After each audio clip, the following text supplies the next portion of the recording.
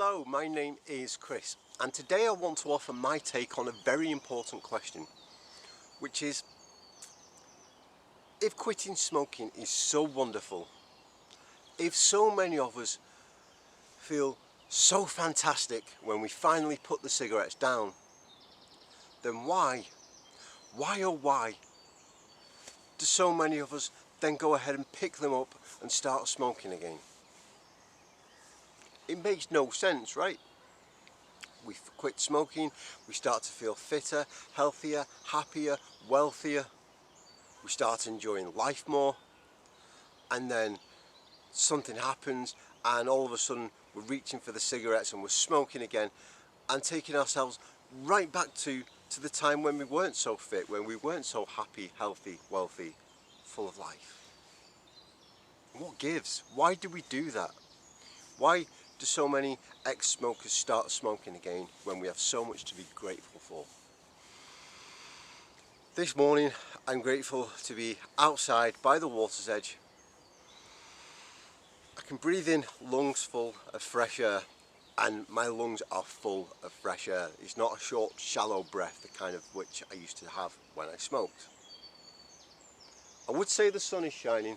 It was when I set off, it isn't so much now, but that's all good. The birds are singing, we are feeling good.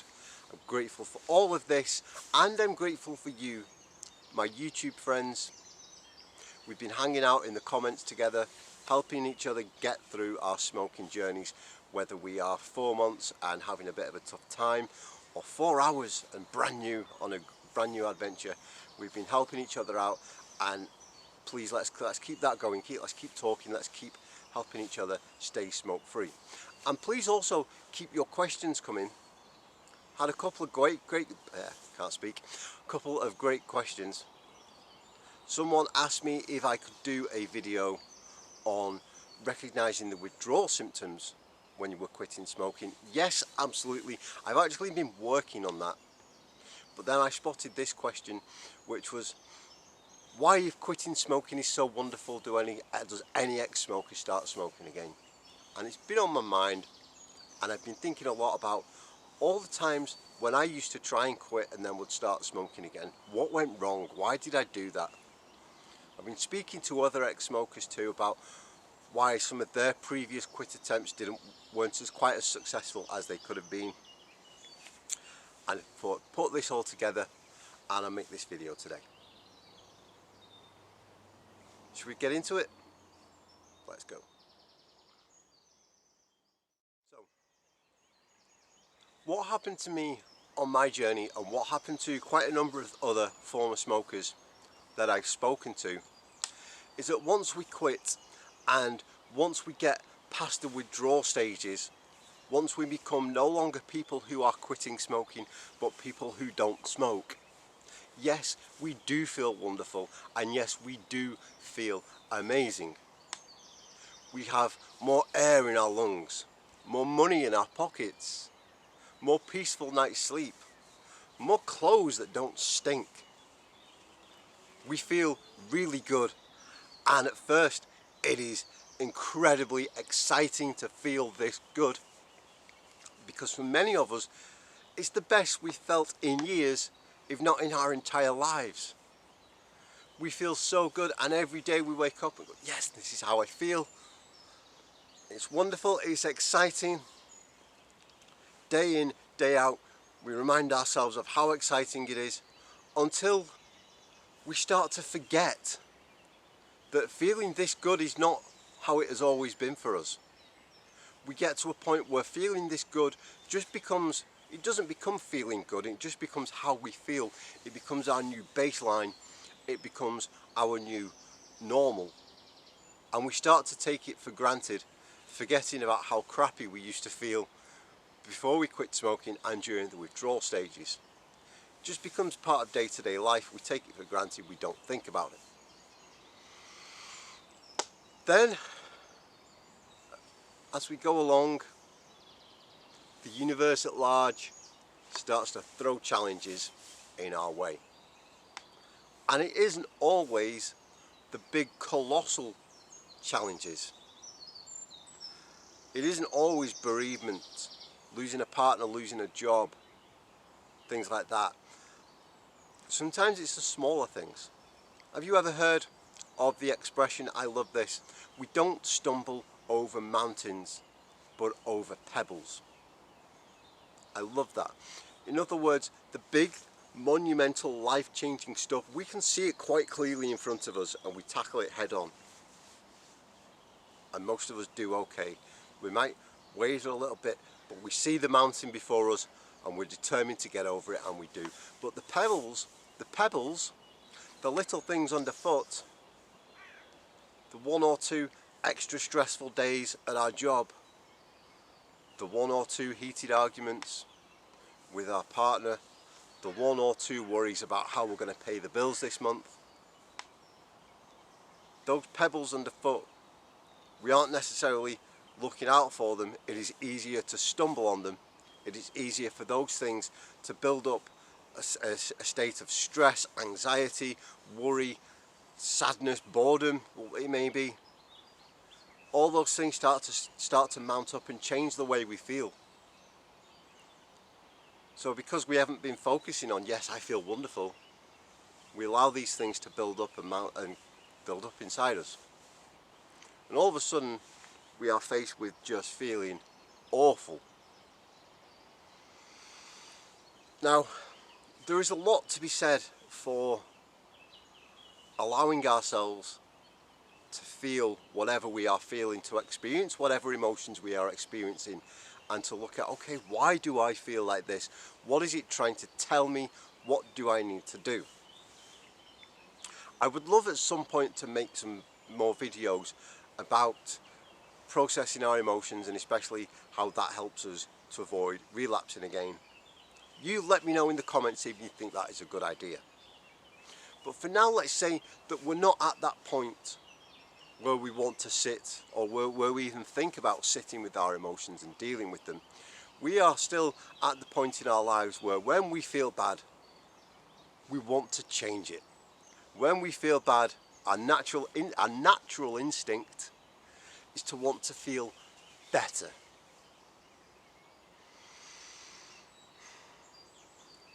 Now, if we were calm and rational and peaceful and everything was fine, we might say, okay, I want to feel better, I might do something productive, something useful.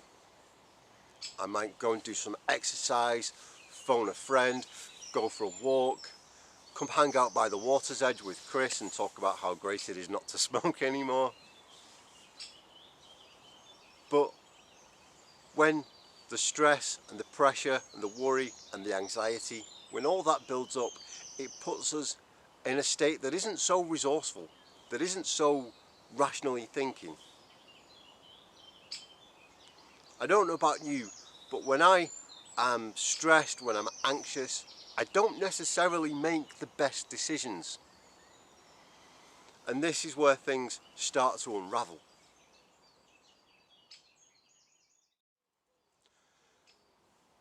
So we get to this point where we feel bad, and all we want to do, all we can think to do, is to make ourselves feel better. But because we are not in a resourceful state, or at least not in the most resourceful state we could be, we're unable to think of things like, let's go to the gym, let's go and exercise, let's phone a friend. Because our mind's too preoccupied with worry. So the subconscious mind takes over and starts scanning back, looking for, okay, when I want to feel better, what do I do? And what does it find? It finds that for years, day in, day out, multiple times a day, we would change the way that we felt with a cigarette. There was a time when it was second nature to us, when it was our default setting. This is how I feel. I don't want to feel like this, I'll have a cigarette. We did that so many times a day that even long after we quit, it's still there in the back of the brain. It's like when you don't ride a bike for years and you get back on a bike and you know, a couple of minutes you're off like you've never been off one. It's that stuff that is still deep within there somewhere. So it starts to think, okay, if I had a cigarette, it would change the way I feel. And before we know it, we can't stop thinking about this. Before we know it, we're picking up the cigarettes. Before we know it, we're lighting it. Before we know it, we have gone from feeling amazing to feeling just as crap as we did when we first quit. And we do feel crap, because here is the kicker. When we have that cigarette, the first cigarette after a long time of not having one, it is horrible. I remember so many times in my previous quit attempts that I would stop smoking for a little bit while, and it wasn't always that long, it could have been weeks. I would quit smoking. My body would very quickly get used to the fact that it didn't have to inject all this poison inside me all the time. And then I'd have that first, something will go wrong, and I'd go, okay, I'm going to make this feel better with a cigarette. I'd have the cigarette, and it tasted disgusting. It tasted like a cigarette tastes to someone who's never smoked before. There was nothing pleasurable about it.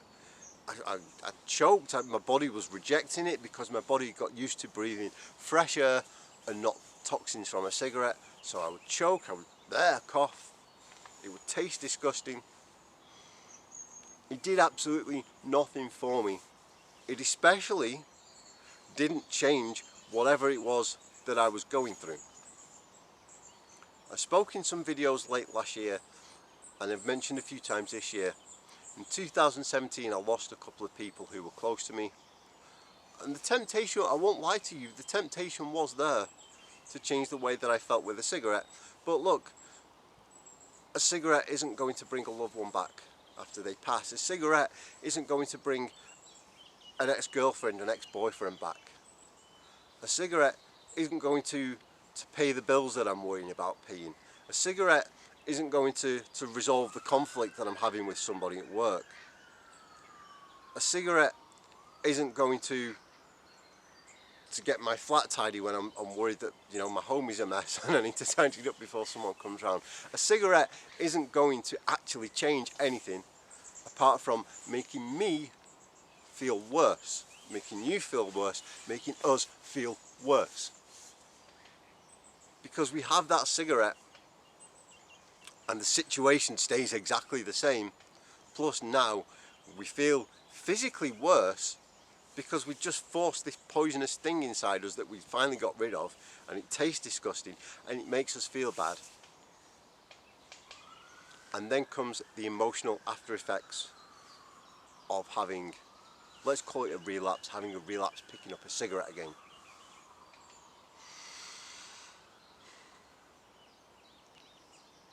We start to feel bad that we've failed. We start to kick our own arse about it.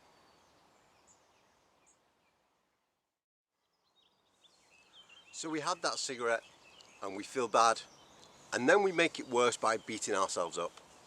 We pick up the big stick, we start beating ourselves over the head with it, going, I'm weak, I failed, I'm stupid, I'm never going to do this. Ow! That hurts. Makes us feel even worse. So we've got the big stick in one hand, making ourselves feel worse, and then we try and make it feel better. Because on top of this, the nicotine has worn off and we start to already get that itch that maybe we want some more. We have another cigarette, we feel even worse. So we have another cigarette to make ourselves feel better for that.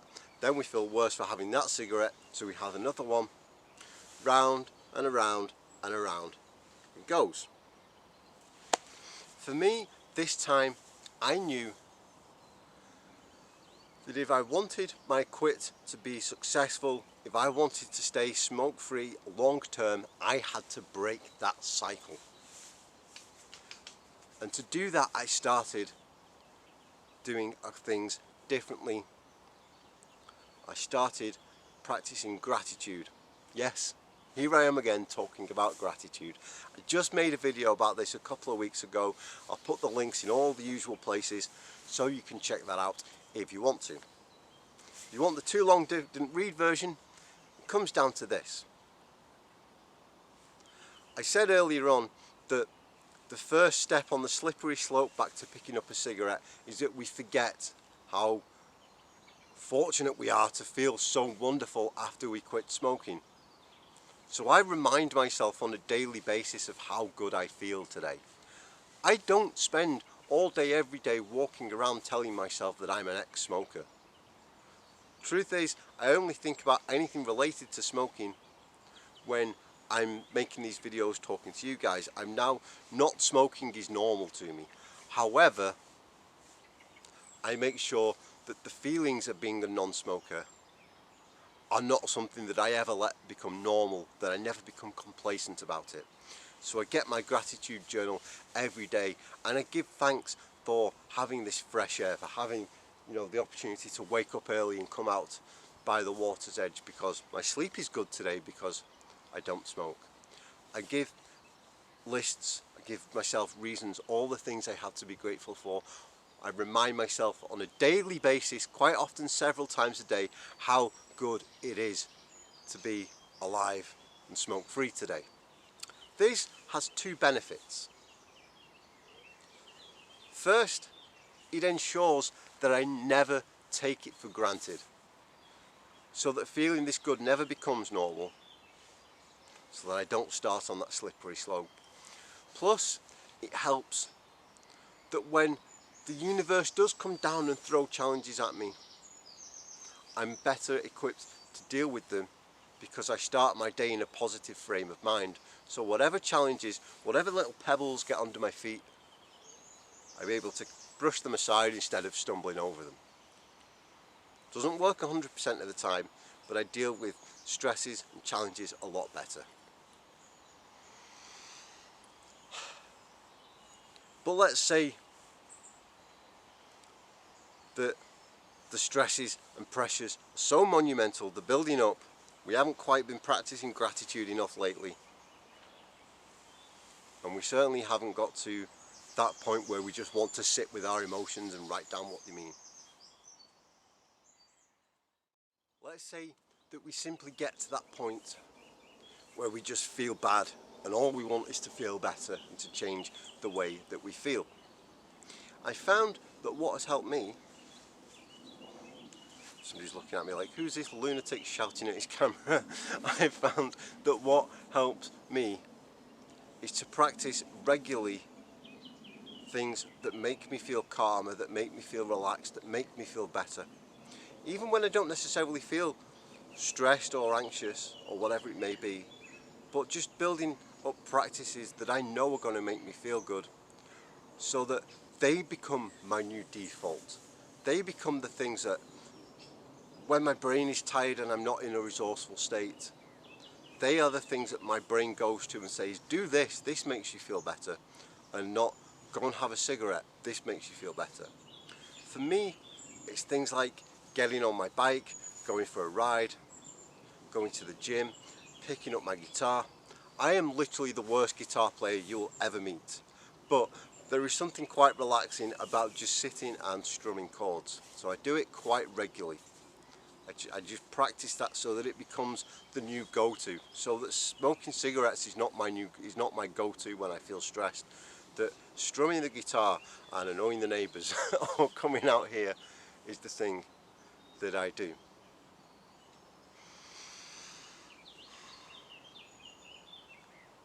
And if that isn't helping, I can go to reminding myself of the last time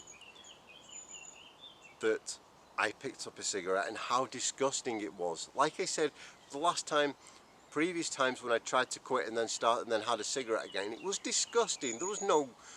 It wasn't anything like when I used to smoke on a regular basis. It was just this disgusting, awful thing. I remind myself of that. I made a video a couple of months ago called 4 Lessons We Can Learn from a Relapse.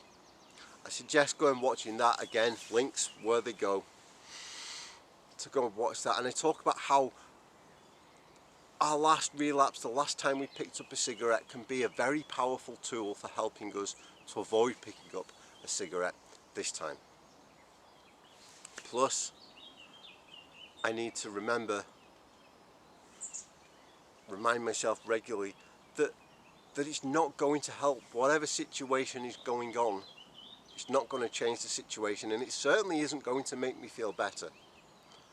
Having a cigarette because we feel bad is like starving ourselves because we are hungry. It makes no sense, and it certainly doesn't help. Besides, I deserve better than to pollute myself full of poison just because I feel bad. You deserve better than polluting yourself full of poison. We deserve better than polluting ourselves full of poison. It is time to be kind to ourselves. We've spent so many years abusing our bodies with these cigarettes. Now that we are on our smoke-free journeys, it is time to be kind to ourselves.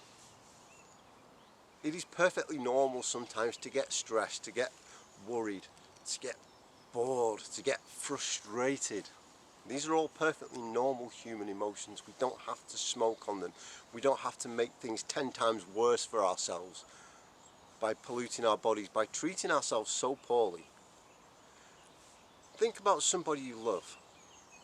Would you pin them down and jab poison into their veins and fill their lungs full of tar? You wouldn't do it to them, so why do we do it to ourselves? It makes no sense. It's time to be kind, to remind ourselves that smoking doesn't help. That having a cigarette because we feel bad is like starving ourselves because we are hungry.